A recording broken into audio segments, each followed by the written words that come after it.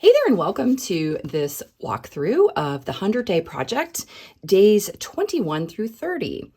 And it's kind of interesting, this particular 10-day segment, how I saw a bit of a transition from what I was creating into moving into a bit more saturated color. And it's got me really excited.